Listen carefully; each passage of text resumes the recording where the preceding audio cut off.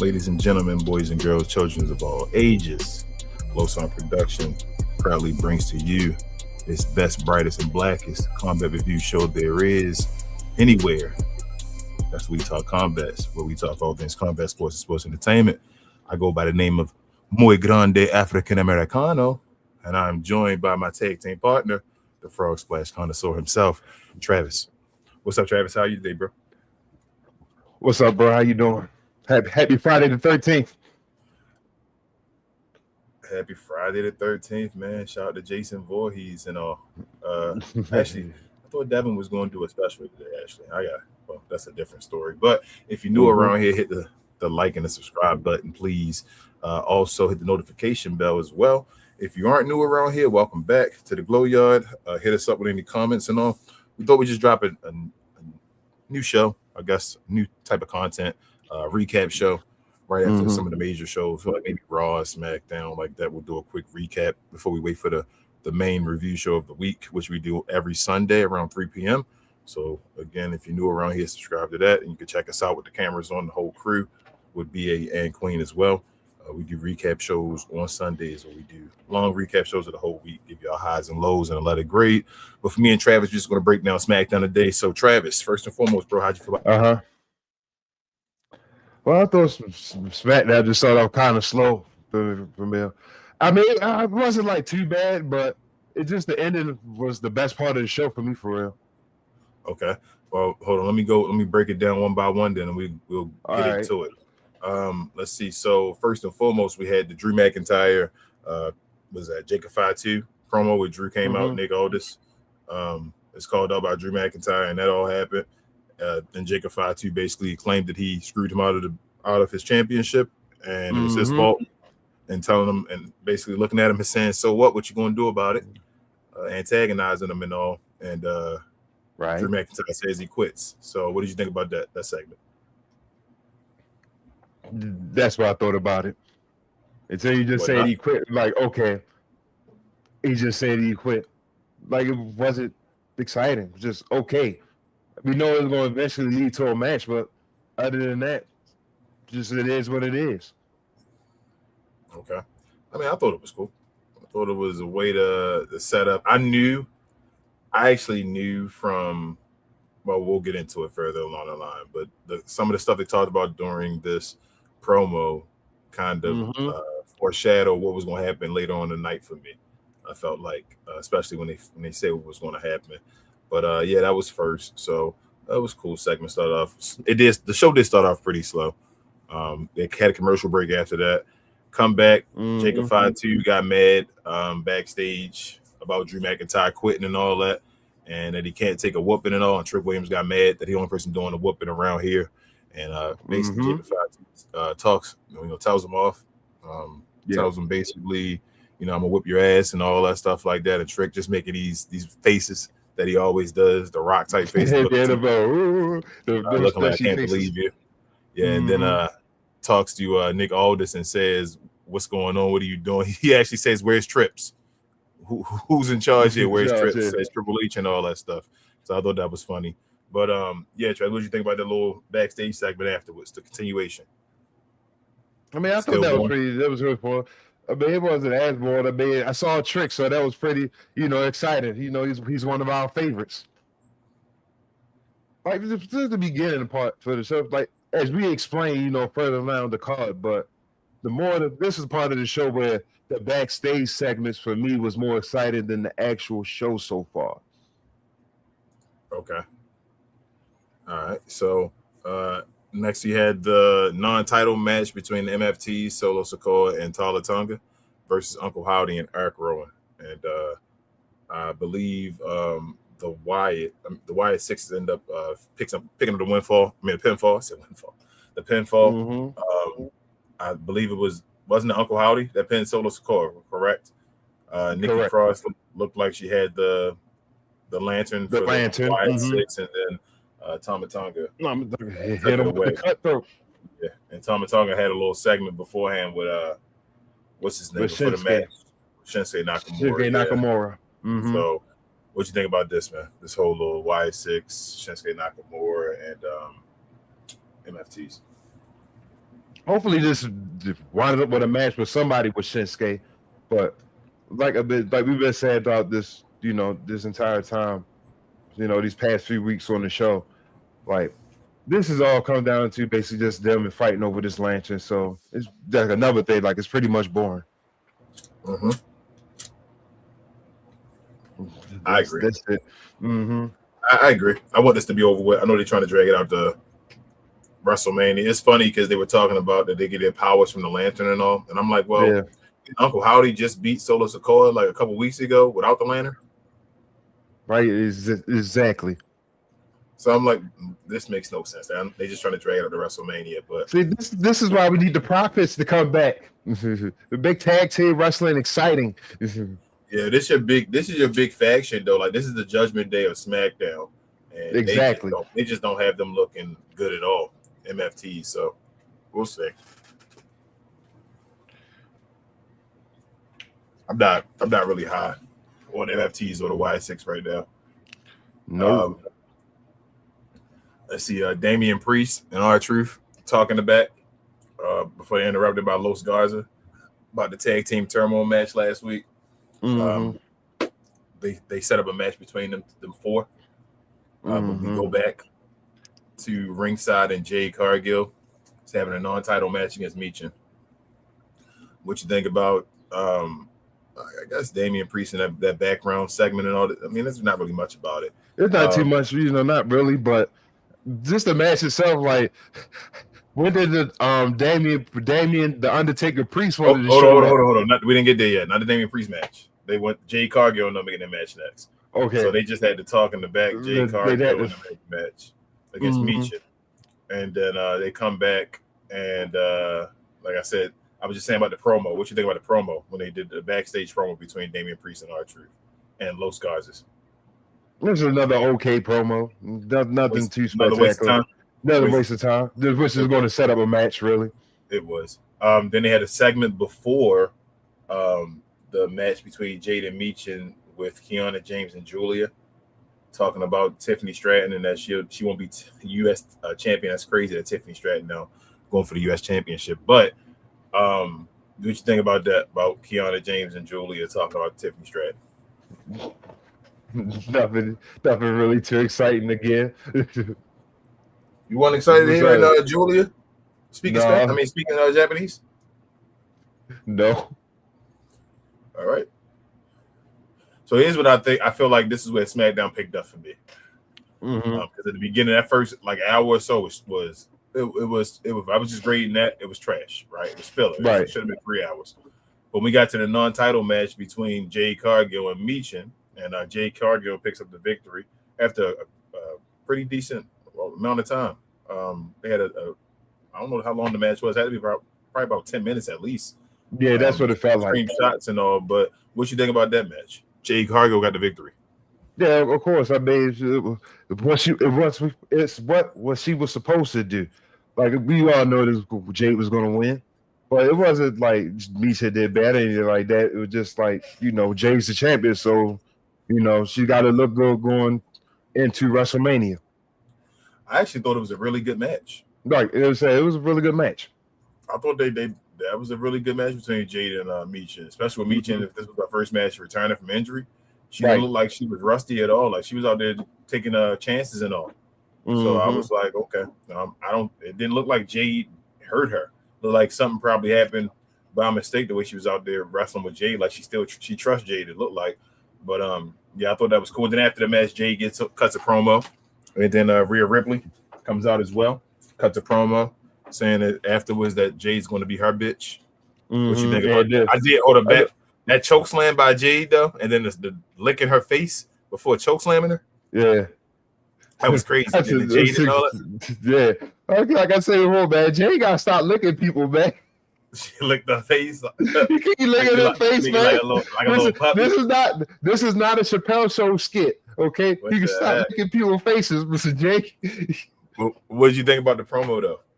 I thought the promo was really cool, though. How they each stole their lines and all that stuff. Jay's saying, I'm always on top. And, Red saying that I'm that bitch. So that was pretty much cool. My bitch. Yeah. Yeah, it was way better than last week. Right. if they would have started with this one, I'd have been like, okay, this is fine. But last week, I don't know what happened last week, but yeah, this was way better. This got me more excited for the match. And with that match that Jade had, I don't know why it wasn't a non-title match, but her having a good match right there in that segment, it actually made me excited for the match again.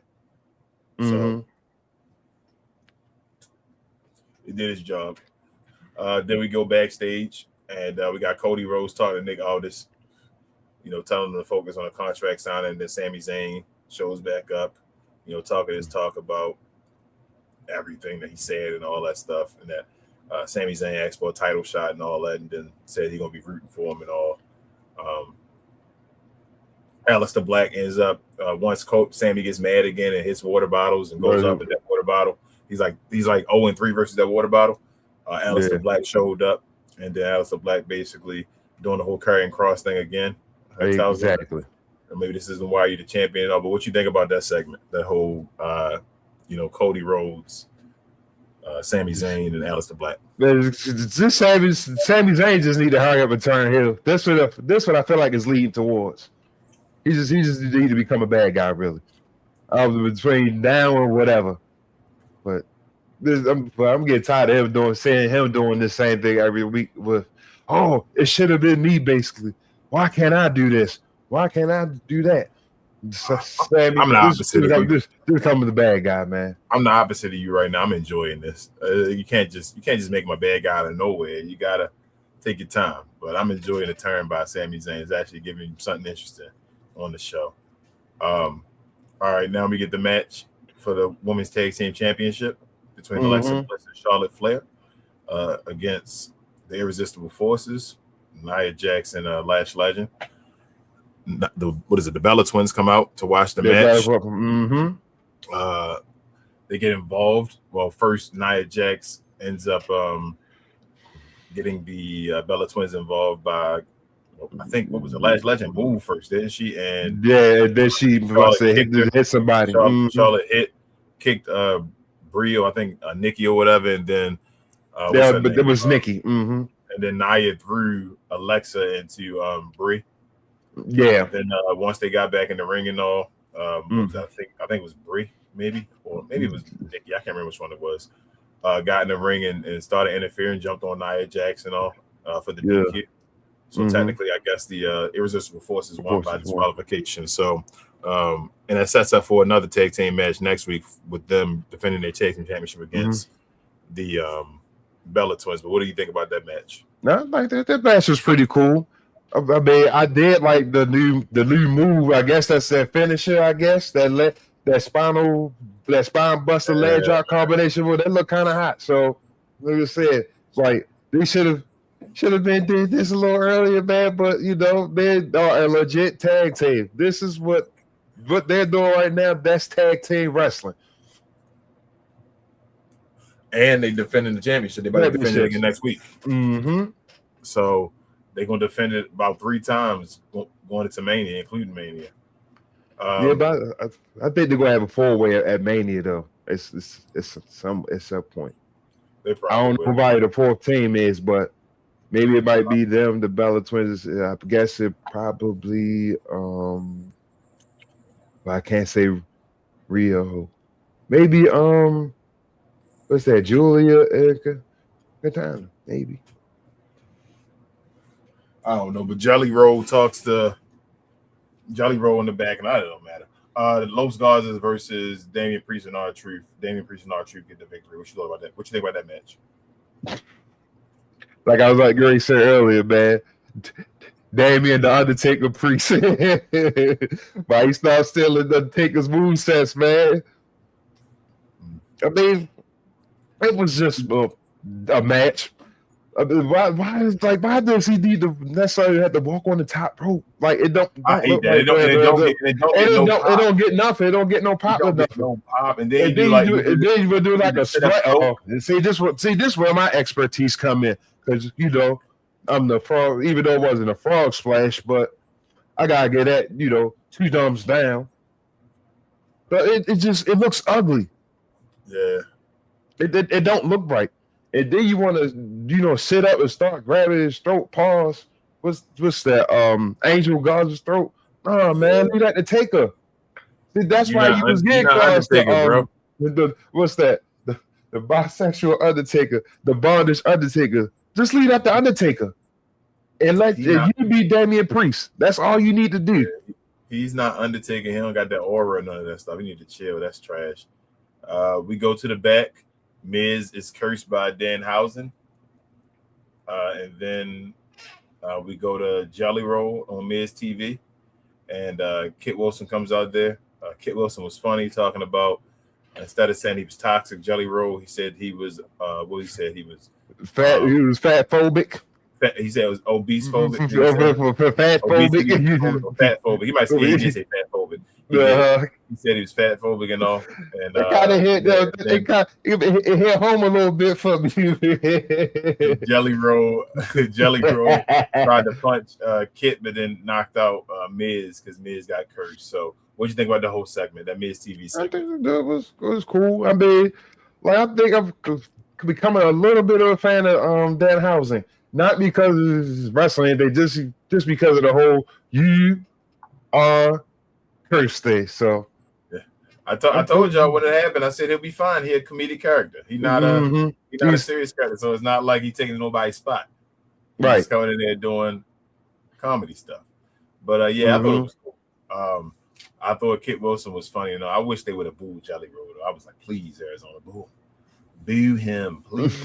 They didn't boo him though. Then we go backstage. Carmelo Hayes and confronts Ilya Dragunov and all that stuff. And Ilya talking about he can't fight him yet. He's still fighting himself, and I don't know what's going on with that. I guess he's about to turn heel. I don't know. No, I don't know. That I don't understand that neither myself. I'm confused about that too. Okay. All right, we'll go past that. Then Tiffany Stratton comes out. What's her name? Chelsea Green tried to mess with her. She pushes her off. I know that was wheelchair, and they continues her promo, and it comes on out to the ring. Then it's her versus Kiana James. She picks up the victory after Julia and Chelsea and her service gets involved or whatever, and she picks up the victory with the prettiest moonsault ever. What you think about that match? Well, that was just okay. I was like I was saying earlier, like the backstage segment was basically, better. Like the Chelsea pulling up in a wheelchair, I thought it was hilarious. So it had me entertained. Chelsea out there putting in work, man. And the fact that she stayed relevant and she's hurt right now. Yeah. Like, you're doing this with injury and you ain't missing no TV time. So see, stuff like this makes you wonder why Chelsea Green is not a champion. Hey, she gonna be. The people won't get her there. Right. Then we go backstage again. Trick says he's going to take out Jacob Fatu tonight. Let's talk about it. And then Sami Zayn steps up to run into him and talk about the recent events. Something I said that should happen last week when I asked literally on this short saying that Trick you could have Sami talking about you ain't been getting the job done and all. Because he said you called me to get the job done and you haven't got the job done and all. And said that feeling, this embarrassment and all that. And so how'd you feel about that little segment between Trick and Sami?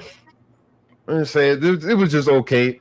It wasn't, nothing major expected to look forward to, but I thought, they just did a good job. You can't go wrong with Trick right now. So from that aspect of it, that's why it was just pretty decent. I thought it was cool, except the whole thing. I thought Trick come back on Jacob 5-2 because Jacob got him earlier. Right. So I was talking about your booger face ass and all that stuff. I'm like, damn, Trick. But yeah, then they come back and let's see, Trick Williams and Jacob Fatu have a match, a hard fighting match. Actually, it was a hard battle. Fought like it was damn near PLE and all. Guys were gassed and all that. Out there giving it all, hitting hard shots. Drew McIntyre ends up getting them coming out. Coming back, said he was going to quit, interfering. He hit? Threw Jacob Fatu into the corner post or whatever. Referee wasn't seeing all this, taking care of Trick, and then thrown back in the ring. And Trick hit Jacob Fatu with 2 trick shots, and it's the 1-2-3. The Clinton 1-2-3. What'd you think about that? This was good. I enjoyed this. It made sure it looked good.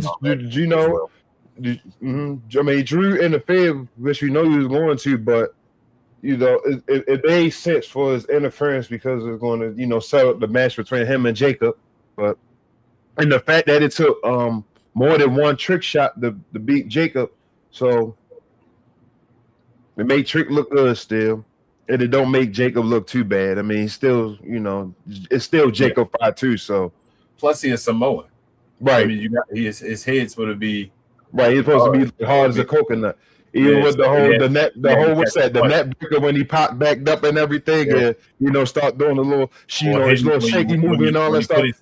Or when he threw his head into the turnbuckle and he started hitting his own head into the turnbuckle, and he started doing his little emote. Yeah, but I thought it was good that Trick got a victory. I was talking to Queen. Remember we saw them stories and all, and they said who did they say was the big three? That's what we lead in the future. In that story about a half a year ago or so, who was the big three? They said WWE plan to push. Wasn't it Jacob, Braun Breaker, and Rhea Ripley? Rhea Ripley, So with that being said, Trick Williams just got a pinfall on who? One of those big three members. Those big three. Remember when Braun Breaker got beat, right? Remember once Braun Breaker got to a point, it's like, damn, Braun can't be beat. It's like, oh, how do you beat him and all? And then when CM Punk ended up beating him with his crew and all, it was like, uh-oh, they taking a step back as they let him get beat right there. They made him look vulnerable. They let Trick beat. I know that Jacob Fatu still look good, and it's going to lead to him beating Drew McIntyre. But letting Trick get a pinfall victory over Jacob Fatu is a big deal. Right. That's not something to look over. That means he can beat Jake. He can beat Jacob Fatu. There's not a lot of people right now, I feel like, in the industry that can beat Jacob Fatu. Right now. Not right now. This Jacob Fatu. The way he is not this Jacob. That's what I'm saying. Like Trick just got a victory over Jacob Fatu. Trick gonna be champion by the end of the year, bro. I don't know. I kept saying that. It's inevitable. There's no way not. But we go back. Randy Orton and Cody Rhodes get in the ring for their contract signing. Right. WrestleMania match. They start respecting each other and all that, as they normally would. Cody saying he love him and all that, and they did this stuff and all. And Randy like, man, I don't want to sign it. I wish it was Drew and all of that was going on for where he was setting up, Ashley saying, I don't want that to do this. I'm about to go crazy, and I'm about to tell you I'm going crazy for that belt, but I wish it wasn't you. He told him that beforehand, and Cody not paying attention. It's okay and all. And then Randy said, okay. And then he said, you know what? I want the best version of Randy Orton. And that's what you want. Everybody's favorite version of Randy Orton. That 2009. There you go. And that's what it leaded up to. Come on back. Let's go. 09 Randy has returned. Destroy Cody Rhodes. Bust him wide open. He was laying out on the table, on the stairs and all that. They were set up the security and backstage and all. The crew came out to stop him. Randy went away for a second, came back with a chair and gave him like a concerto with the stairs. Right. It was disgusting. You had the audience out there like, their hands on their faces and all, like, wow, what's going on in that moment? So Cody probably got himself a little bit too good though. So I'm gonna tell you, it looked like he cut the hell out of him. So he did a Dusty Rhodes cut. He learned that from his father. But so here's the thing though. They're gonna boo Cody at WrestleMania. They're gonna still cheer Randy no matter what. He on that point. Like you're not gonna get booed against Cody. If Cody wins this at the Randy like beats his ass beforehand to get in it, you feel me, like do this kind of stuff, this kind of sadistic stuff, and Cody still wins, what happens, Travis? That place is gonna boo. It's gonna boo. They're gonna boo first and foremost, but secondly, what happens after that if Triple H let Cody win? You think the what's that? I don't know how many at now. You think the 50,000 dislikes gonna be something? Man. I don't think they're gonna be biased. It's gonna be that times 2, and some viewership probably gonna go down. We'll see. But yep, that happens. SmackDown goes off the air. I think next week they said it's going to be Jelly Roll back again. Oh my goodness, Kit Wilson gonna call him out. The tag team championship for the women again. Irresistible Forces versus the Twins. That's going to end in a DQ as well, or no contest. We already know that. We got the Motor City Machine Guns and Fraxium next week. Oh yeah, because Motor City Machine Guns had a little animosity backstage because Shelly was helping out Johnny Gargano. Johnny Gargano, yeah. Mm-hmm. And so they don't care. And then back behind there, if you paid attention, Jade Cargill was back there talking to B-Fab because Michin and B-Fab wasn't really feeling Rhea Ripley out there. So if you go back and look at that, pay attention, while Johnny Gargano and all that stuff happening, B-Fab, B-Fab and Michin, that's what we beefing with Jade Cargill. But when it happened, when they saw Rhea Ripley, it was like, you want some BS. You feel me? Like, we don't need you, Rhea, and all that. We didn't ask you to come over and do this. So after that, while that was going on, Johnny and them, and it was on purpose. They weren't like in the shot by mistake and ran out and all. They were sitting back there talking. It was B-Fab and Jade like standing there talking to each other. So I don't know what's going on with all of this, but they tired of showing up on SmackDown every week. That's what it is. That's what I'm saying. She be taking people's spots and all. That's what I'm saying. She be telling the truth, but I'm hoping, bro. I want Jade to win that match, man. That's how you solidify Jade, that she is, you feel me, somebody that can compete with them and beat them for the title and all. Let Jade win, man. Right. She could be a Rhea Ripley or a Charlotte Flair. Rhea Ripley, yeah. The big name women on the roster that they have. Yes. They need to do that. But I hope Jade wins. Like I hope they have a match and they win. But yeah, that was it, bro. That's the whole show. So overall, how do you feel about it, man? Well, I said that if it's just on I ain't gonna say that. I'm gonna leave that for Sunday, but it was okay. I'm gonna say great. Like I said, lackluster beginning, but I thought the ending did well. Yeah, it picked up in the second half. It was a great second half. The main event. I'll say within probably the last hour and a half of the show. Like Trick and Jacob had a good match, a real good match. It was It was on a 5-star rating. I'd at least give it 4. They actually did. I want to see another match between them two. After watching, I can watch another match between them two. We can watch a PLE match between them two or something like that. That would be good. Stipulations or something in the line. I like that. I think that's going to be good. Right. And the way they were out there wrestling and all, you could tell that they were giving it their all. Like they would be fine being competition and all. I think that's cool. That was that worked. That worked. They got something going on. With Trick basically working with everybody on the roster though. Like everybody. Right. He's seeing everybody, not seeing everybody, but he's clicking. Like it's like, okay, that works. Oh, okay. I can see that going on. So it's funny because just thinking Dave Meltzer said he was so trash in the ring and people wouldn't love him and all, but he keep being the main event and showing out and being the best match on the card most of the time. Right. So it is what it is, but that's it, bro. You got anything else you want to say about this, man? Because I was like going to ask you, like ever since he showed up on the main roster, hasn't he always been wrestling towards the end of each show that he's been on? And every every PLE he's been on, he's been in the main event.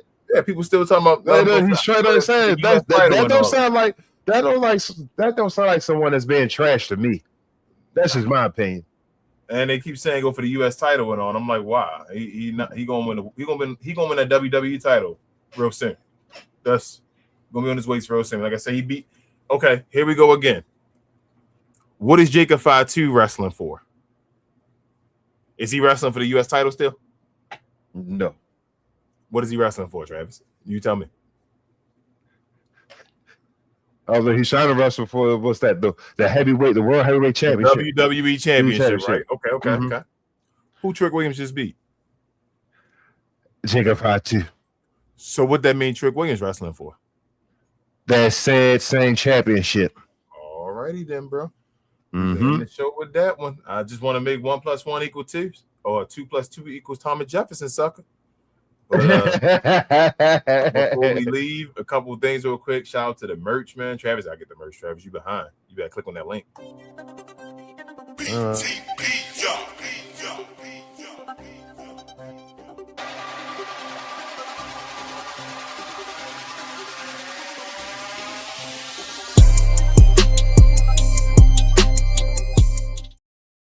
Shout out to the merch, man. I think we should Like I say, it should be in the description. If not, I'll add it after the show's over. But it normally is down there. Check it out. The links are live. How about the channel if you do want to? And the shirts are fire, by the way. Also, before I get off of here, this is our schedule. Please subscribe. You can go over to our Discord and do the watch along, or you can be a part of the YouTube watch along as well. We do watch parties for Raw. And run that back again. Sorry, I should have looped it. Pause. Let's see. Raw on Mondays, NXT on Tuesdays, Wednesdays. We do Evolve, but we also starting the AEW Dynamite as well. Thursdays, you know, we're doing TNA now. Shout out to Ricky Sosa. Already started. Sosa. As we did today, on Fridays, we do SmackDown. Saturdays, AAA. So the Rey de Reyes starts tomorrow. We'll be showing that. And then any LEs as well. And our recap shows are on Sunday afternoons. So yeah, man. Thank you so much for helping us out. If you're watching the rerun, anything else, definitely leave a comment. Anything, we'll definitely get back to you. Check out our other shows. We'll be back tomorrow. For my guy Travis, the Frog Splash Connoisseur, I'm Grande, African Americano. This is We Talk Combat, so we talk all things combat sports and sports entertainment. We'll see you tomorrow. Same combat time, same combat place. And we out, y'all. Peace.